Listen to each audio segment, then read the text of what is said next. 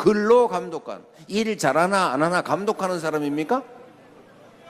그게 아니고 근로감독관은 노동 현장에서 안전시설, 안전기준을 잘 지키고 있나, 노동자들이 혹시 임금 떼어먹히지 않나, 이런 거를 지켜주는 그런 사람들을 근로감독관이라고 해요. 이름 좀 바꿔야 되는 거 아닙니까? 근로감독관이 아니라 노동보호관이라든지 산업안전관리관이라든지 그냥 줄여서 노동경찰 이렇게 바꿔야 되는 거 아닙니까?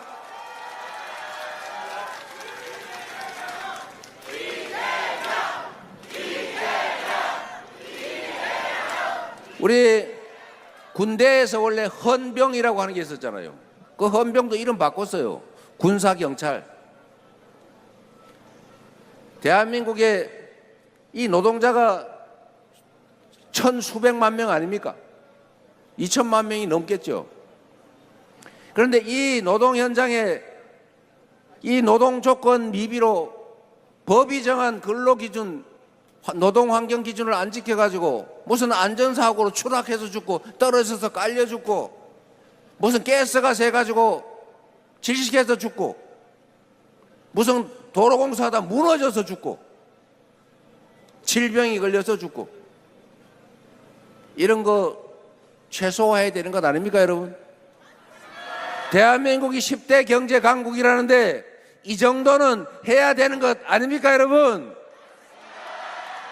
그런데 이 노동 현장을 관리, 감독하는 인력이 대충 3,000명을 넘지 못하고 있어요. 전에는 2,000명인가 그랬는데 그것도 문재인 정부에서 1,000명 늘려서 아마 3,000명쯤 될 겁니다. 이 3,000명 가지고는 체불임금 떼어먹힌, 임금 떼어먹힌 사람들 임금 받아주는 일도 하기 어려워요. 어느 공장이, 어느 산업 건설 현장에서 법이 정한 안전조치를 다 하고 있느냐, 안전대 갖추고 있냐, 추락방지망 설치했냐, 감독관은 제대로 배치되어 있냐, 이거를 관리를 해야 될 것 아닙니까? 이걸 관리를 안 하니 전부 다 위반하고 있잖아요. 법이 정한 규칙을 다 지키면 물론 돈이 많이 들죠.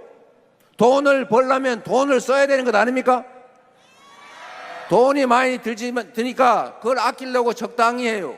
사고 웬만해서는 잘 안 하죠. 사람들이 조심하니까. 그런데 가끔씩 사고가 나요. 그럼 사람이 죽고 다쳐요. 그러면 어떻게 되느냐? 지금까지는 산업재해 보험이 들어있으니까 배상은 대부분 보험으로 해줘요. 근로재해보험이라고 초과되는 혹시 피해 배상해 드릴 것은 일반 보험 들어요. 그러면 배상해 줄 게 없어요. 위자료 조금 주면 돼요. 그리고 형사처벌을 하면 기껏해서 현장에 과장, 관리자만 처벌해요.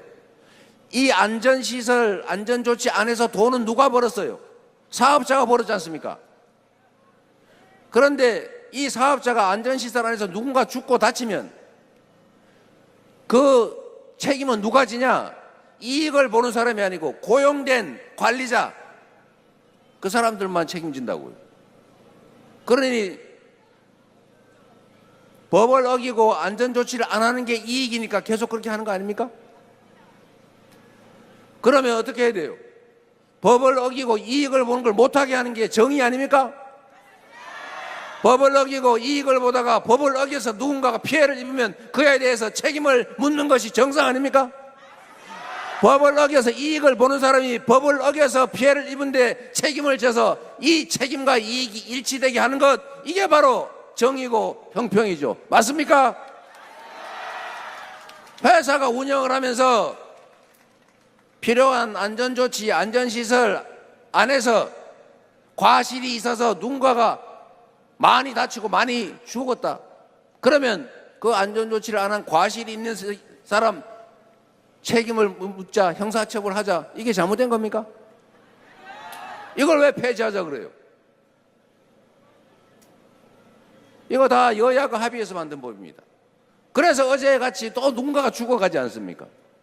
그나마 그 법이 시행되고 나니까 이 안전조치나 안전시설 안 하면서 이익 보던 사람들이 조금 조심을 해가지고 잘못하면 회사 사주가 그 이익을 보는 사람들이 책임을 형사처벌을 질 가능성이 있으니까 조심을 한 덕분이겠죠. 그러니까 산업재해 사망자가 줄었다고 합니다.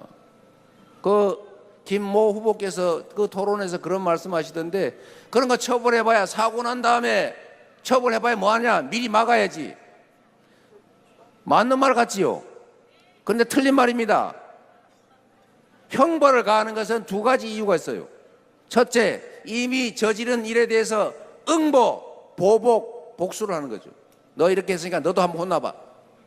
이런 측면에서는 처벌이 예방 효과가 없다고 볼 수 있죠. 그런데 이거는 정말 한계만 아는 거예요. 이상하게 동전의 한 면만 보는 사람들이 요새 많더라고요. 양면을 다 전면을 봐야죠. 형사처벌을 하는 더 본질적인 이유는 예방효과, 일반 예방효과, 특별 예방효과, 이 두 가지가 있습니다. 특별 예방효과는 뭐냐? 그 죄를 저지른 사람이 처벌을 받고 나서 정신을 차려가지고 다시는 죄를 짓지 않게 하는 것, 재범을 하지 않게 하는 것. 두 번째, 일반 예방효과. 다른 사람들이 처벌받는 걸 보고 저렇게 하면 처벌받는구나, 나 조심해야지, 이래서 범죄를 예방하는 효과가 있는 겁니다. 그래서 중대재해처벌법 위반으로 처벌을 하게 되면 이미 지난 일에 대해서 복수만 하고 끝나는 게 아니고 그걸 보고 사업자들이 근로자를 고용해서 일을 시키는 사람들이 잘못하면 나도 처벌을 받는구나, 돈 버는 것도 중요하지만 근로자들의 안전을 지키는 게 법률상 의무니까 잘 지켜야 되겠다, 이렇게 마음먹게 하는 바람에 몇 년 동안 시행해 보니까 안전사고로 인한 사망자가 많이 줄었다. 당연한 말 아닙니까, 여러분?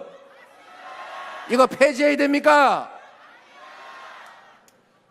아니, 이런 상식적인 얘기를 가지고 사장들, 사업자들 몇 사람이 좀 폐지하면 자기들 편할 것 같으니까 폐지해 달란다고 그쪽 편 들면 되겠어요? 그리고 일부 언론들도 똑같아요. 그거를 국민의 입장에서, 다수의 입장에서 냉정하게 중립적으로 해야지. 이거 해가지고 사업 망한다고, 이거 해가지고 사업 못한다고 이렇게 선동하면 되겠습니까? 물론 이거를 뭐 5인 미만까지 언제까지 확장 적용할 거냐, 이런 거는 계속 미뤄지고 있잖아요. 준비하라고 유예기간을 주고 있지 않습니까?